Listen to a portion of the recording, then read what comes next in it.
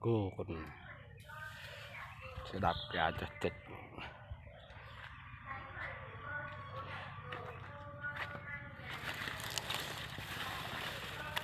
đó này phải nhìn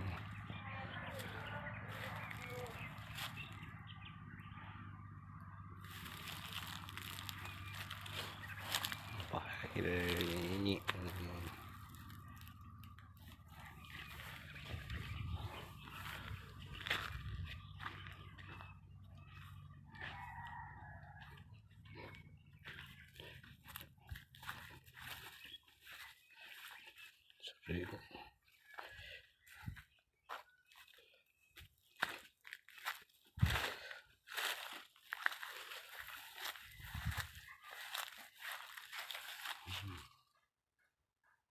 gà đấy bẹt bỏ nhẹ cả bọc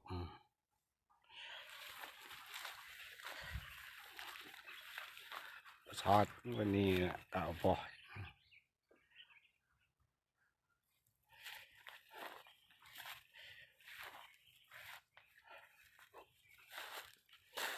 มันก็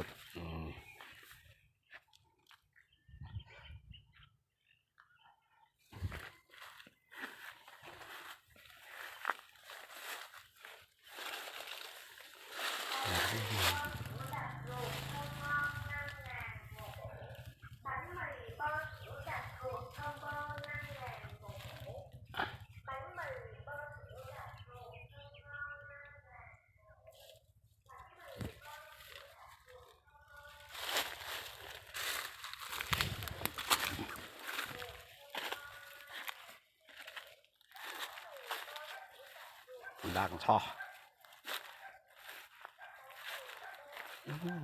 คนเวทนี่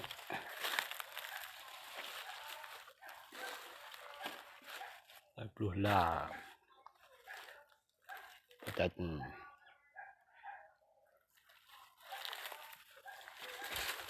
ดูวิวก็กอดไอ้นี่ไงเจ้าบ่เต้นกอดเกตมองปะนี่đã bỏng nhầm này nè